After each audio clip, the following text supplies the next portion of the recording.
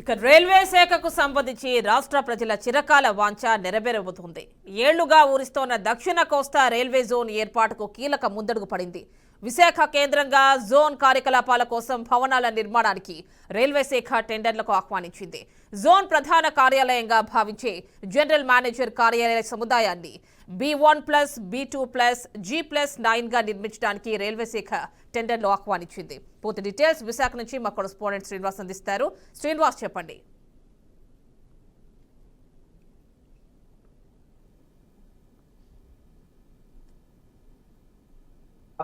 షెడ్యూల్లో పొందుపరచబడిన అంశం ఏదైతే ఉందో దాని ప్రకారం కూడా ఈ రోజు పూర్తిగా కూడా 149 కోట్ల రూపాయలు కేటాయిస్తూ రైల్వే జోన్ అయితే పూర్తిగా సుస్పష్టమైన ఆదేశాలు అయితే జారీ చేసింది. దీనికి ఎక్స్ వేదికగా కూడా అశ్విని వైష్ణవ్ ఎవరైతే మంత్రి ఉన్నారో ఆయన పూర్తిగా తెలియజేయడం జరిగింది. ప్రధానంగా చూసుకుంటే విశాఖపట్నం కేంద్రంగా విశాఖ తూర్పు నియోజకవర్గంలో ఆరిలో సమీప ప్రాంతంలో ఉండే కృష్ణాపురంలో సుమారు 52 ఎకరాల విస్తీర్ణంలో స్థలం కేటాయించారు. ఆ స్థలంలో పూర్తిగా కూడా 10 ఎకరాల్లో ఇప్పుడు భవన నిర్మాణానికి అయితే డిసెంబర్ 12వ తేదీన ఒక కాన్ఫరెన్స్ సమావేశం ఉంటుంది. అనంతరం కూడా 13 నుంచి 27వ తేదీ మధ్యాహ్నం వరకు కూడా ఈ టెండర్ విధానం ద్వారా కూడా టెండర్లు పిలుస్తా ఉన్నారు. అయితే ఈ 149 కోట్ల రూపాయల గ్రాంట్ కూటమి ప్రభుత్వం వచ్చిన తర్వాత చంద్రబాబు నాయుడు, పవన్ కళ్యాణ్ వాళ్ళ యొక్క ఆలోచన విధానం, వాళ్ళు కేంద్రాన్ని రిక్వెస్ట్ చేయడం, దాంతో ముడిపడిన అంశంగానే మనం చెప్పుకోవచ్చు. ఎందుకంటే గడిచిన 5 ఏళ్ల కాలంలో అంటే 2019 ఫిబ్రవరి 27వ తేదీన అప్పటి మంత్రి పీయూష్ గోయల్ ప్రకటించారు. కానీ 2019 నుంచి 24 వరకు కూడా ఏర్పడిన వైసీపీ ప్రభుత్వం స్థలం కేటాయించకపోవడంతో తాత్సారం జరిగింది. అయితే ఇప్పుడు కూటమి ప్రభుత్వం వచ్చిన వెంటనే చకచక అడుగులు పడిన తర్వాత ఈ కూటమి ప్రభుత్వం తాలూకా రిజల్ట్ ఏంటంటే 149 కోట్లు తొలి విడతగా కూడా ముందు అందాక కూడా జోన్ల ఆఫీసు 10 అంతస్తుల్లో అంటే సుమారు 12 అంతస్తులు, బేస్మెంట్ 1, బేస్మెంట్ 2, గ్రౌండ్ ఫ్లోర్ మరో 9 అంతస్తులతో నిర్మాణం చేస్తూ ఉంటారు.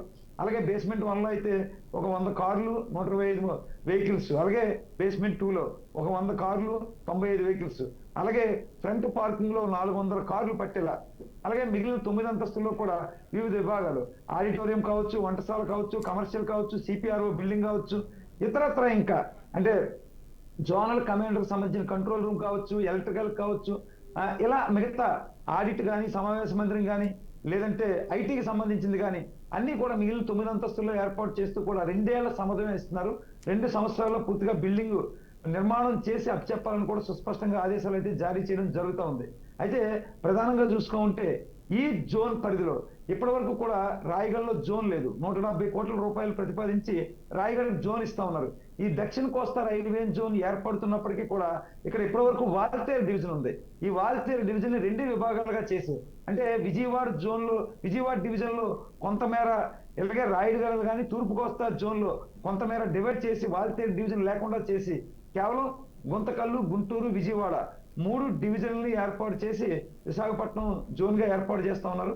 అయితే వాల్తేరు డివిజన్ కూడా ఉండాలి అని ఇక్కడ స్థానికులు అయితే ప్రతిపాదిస్తా ఉన్నారు. వాల్తేరు డివిజన్ డివైడ్ చేయొద్దు, 4 డివిజన్లు అంటే వాల్తేరు, విజయవాడ, గుంతకల్లు, గుంటూరు 4 డివిజన్లతోనే జోన్ కావాలని డిమాండ్ చేస్తా ఉన్నారు. దీనికి అనేక సాంకేతిక పరమైన ఇబ్బందులు ఎదురవుతున్నాయి కాబట్టి క్లోజ్ చేస్తున్నామని కేంద్రం నుంచి అయితే సుస్పష్టమైన ఆదేశాలు జారీ అవుతున్నాయి. ఒక పక్క కేంద్రం పూర్తిగా జోన్ ఇస్తున్నప్పటికీ కూడా వాల్తేరు డివిజన్ ని అబాలిష్ చేయడం మాత్రం విశాఖ వాసులు అయితే జీర్ణించుకోలేకపోతున్నారు. దీని మీద కూడా ఉత్తరాంధ్ర ప్రజలంతా కూడా రిక్వెస్ట్ చేసే అవకాశం అయితే ఉంది. వాల్తేరు డివిజన్ తో కూడిన దక్షిణ కోస్తా జోన్ ని అడుగుతా ఉన్నారు. సో ఫస్ట్ అడుగైతే పడింది కాబట్టి ఏదేమైనా జోన్ రావడంతో ఇక్కడ ఈ ప్రాంతంలో ఉద్యోగ ఉపాధి అవకాశాలు అయితే ఖచ్చితంగా కలుగుతాయి. ఈ ప్రాంతంలో ఎప్పటి నుంచో చిరకాల వాంఛగా ఉన్న స్వప్నం ఆ కళ సాకారం అవుతుందని మనం చెప్పుకోవచ్చు. అయితే ఇక్కడ మరొక విషయం, అక్కడ కేటాయించబోతున్న ప్రభుత్వ స్థలం 52 ఎకరాలు ఏదైతే ఉందో అక్కడ ఉండే కృష్ణాపురం గ్రామ వాసులు 20 ఏళ్ళు పైబడి అక్కడ మొక్క మూడు పెంచుకుంటా గేదెల్ని కాచుకుంటా జీవనం సాగిస్తా ఉన్నారు. కాబట్టి వాళ్ళు కొంత ఎక్స్గ్రేషియా అడగడం, గతంలో జీవీఎంసీ అధికారులు వెళ్ళి తవ్వడానికి వెళ్తే అక్కడ నుంచి అబ్జెక్షన్స్ రావడం జరిగింది. ఆ ఎక్స్గ్రేషియా కూడా స్థానిక ఎమ్మెల్యే వెలగపూడి రామకృష్ణబాబు చొరవతో చంద్రబాబు నాయుడు కానీ, పవన్ కళ్యాణ్ కానీ ఆ గ్రాంట్ ఏదైనా విడుదల చేసి ఎక్స్గ్రేషియా కావాలని కూడా స్థానికులు ఆశిస్తున్న పరిస్థితి ఉంది. ఈ టోటల్ గా కూడా శుభపరిణామం ఏంటంటే ఏదైతే విశాఖ కేంద్రంగా కొన్ని అనుకున్నారు వీళ్ళు, భోగాపురం ఇంటర్నేషనల్ ఎయిర్పోర్ట్ అని, స్టీల్ ప్లాంట్ ప్రైవేటీకరణ నిలుపుదలని, అదేవిధంగా ఈ రైల్వే జోన్ అని, ఇవన్నీ కళల సాకారం అవుతాయంటే ఖచ్చితంగా కూటమికి పట్టం కట్టాలని ఆశించారు.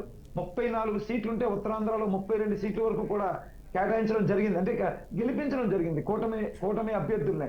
సో దానికి తగ్గట్టుగానే స్టీల్ ప్లాంట్ ప్రైవేటీకరణ అంశాన్ని కూడా ఆ నిలుపుదల చేసే అవకాశం అయితే ఉంది.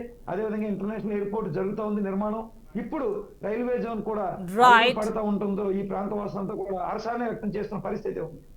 Right Srinivas, thank you.